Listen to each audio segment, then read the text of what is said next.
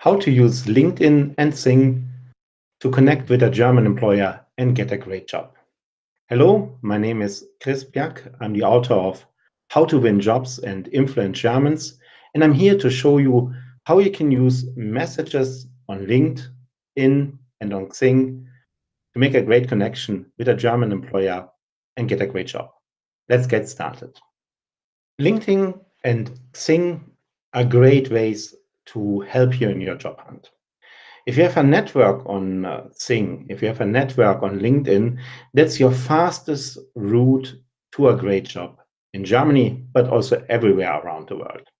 Look, for example, at my own network on Xing alone, and this is already quite a while old.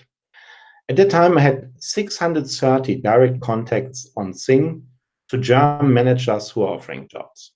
And these 630 contacts are in turn connected with over 300,000 other people that I can reach simply through a request to a common friend that we have. And these 320,000 people in turn are connected with 2.5 million people in Germany that I can reach out to if I'm a little bit smart in my approach. And I want you to utilize these networks of friends that you have to find a great job in Germany. But first, a fair warning. On Xing, on LinkedIn, you connect with human beings. And human beings are human beings and not machines.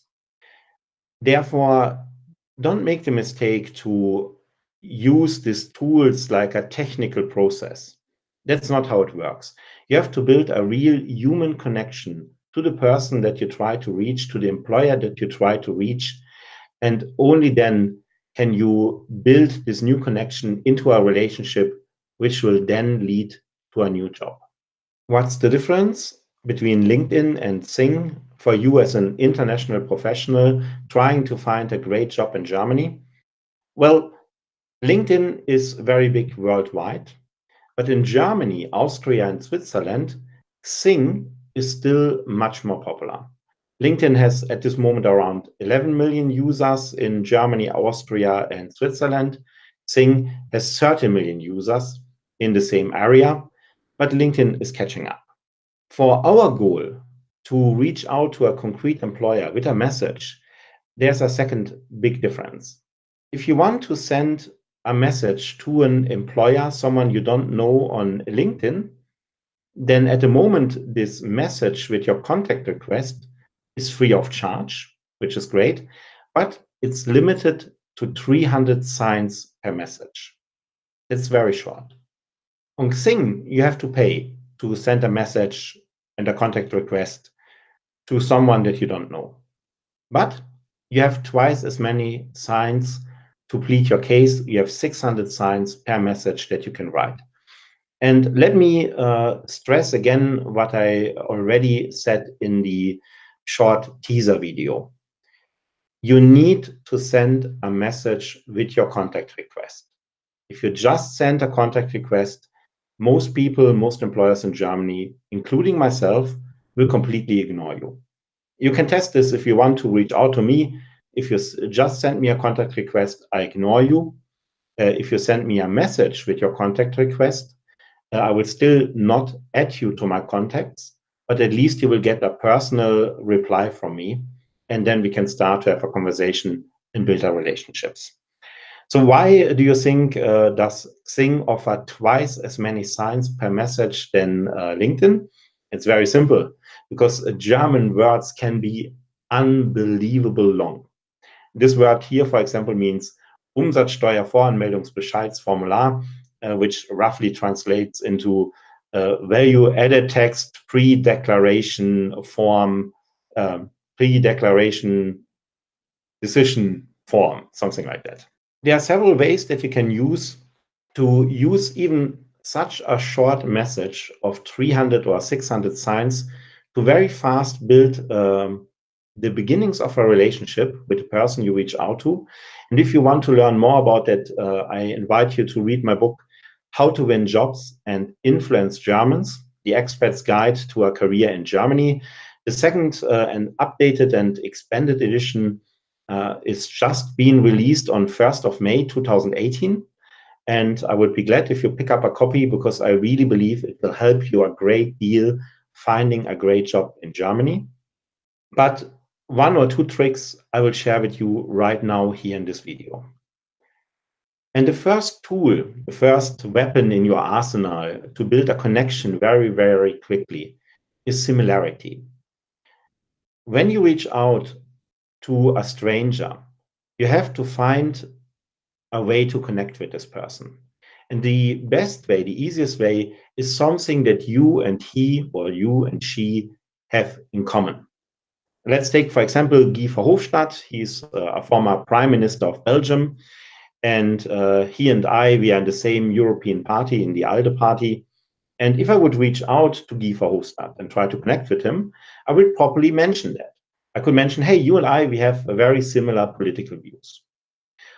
An even better tool is to reach out and say, hey, you and I, we not only have the same values, we also know someone. We share a common contact.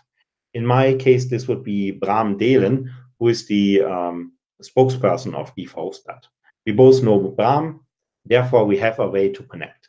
And you can use the same tool in your message to a potential employer if you find a connection. That's actually my number one tool if I reach out for my clients in the expats job offer guarantee, where they tell me the jobs that they're interested in. They tell me the managers behind this job. I showed them how to find them. And then I will reach out on their behalf and build a connection for them. And the number one tool that I use to successfully build this connection is the friends that we have in common. The future employer, hopefully future employer of my coaching clients, and myself, the people that we both know. And this works very well. And in my case, from experience, I can tell you 40% of the people that I reach out to will be in my contact list within 3 weeks. 40%. That's quite a good rate. So you start with, hey, what do we have in common? And that can be just one sentence. And then you need to get to the point. Germans don't like a long text. Germans don't like if you talk around the issue. Wenn du den heißen Brei sprichst, wie man in Deutschland sagt, den heißen Brei herumredest, so sagt man in Deutschland. That's how you say. And also, you have only 300 signs, so you have to get to the point extremely quickly. And the point being is, of course, hey, I want a job. Now, here's an additional tip, besides being brief in your message. Add a little bit of mystique. Instead of saying, hey, you have a job opening for a software developer, and I'm interested in this job, say, hey, you have a job opening that I am interested in. And don't tell them what concrete job you're interested in. Does this sound counterintuitive to you? Well, think about it. One of the strongest motivators is intrigue. If we are curious what's going to happen, why do you watch one episode after the other of your favorite TV show?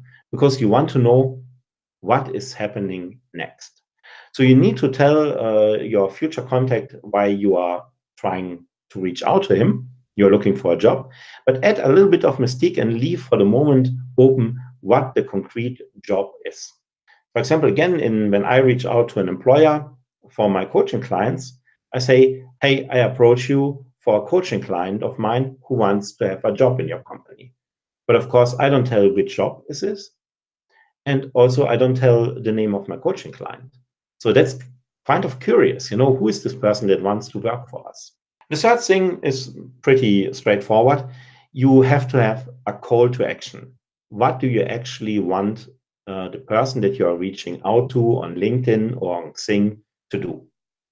Now, my advice is ask for something very small, ask for something very concrete, and ask for something to which the answer can be yes or no.